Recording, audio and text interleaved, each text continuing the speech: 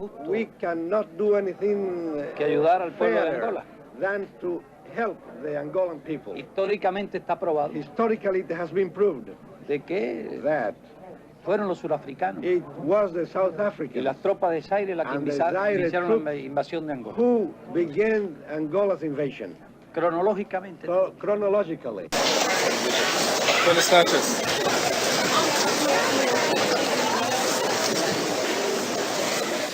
Dos sistemas diferentes. There are two different systems, Políticas en cada aspecto diferente.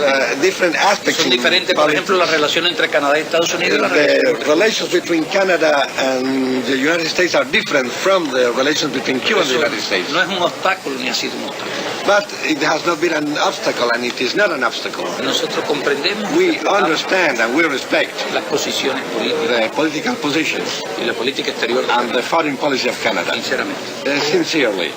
I certainly came out of the talk with a much greater knowledge of the assessment of the African situation viewed from the particular socialist point of view of Premier Castro, and I hope that he also benefited from some of the ideas and arguments that I put forward.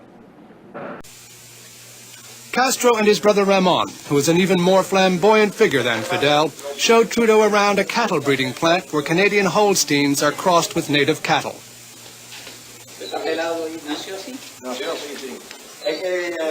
In a speech, Castro said, everywhere you looked on his island, you could see a Canadian cow.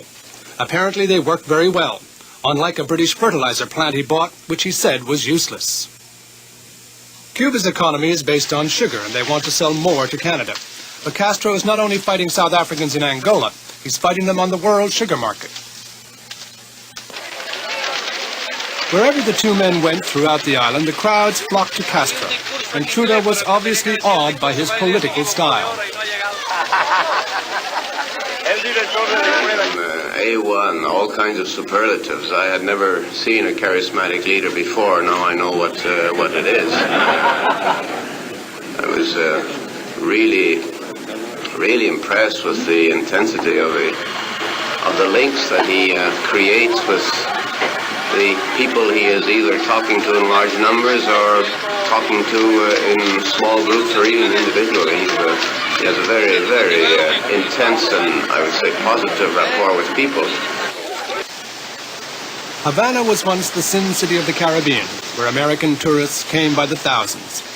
It had more prostitutes than any other city in the world. Today, there are no more prostitutes and no Americans.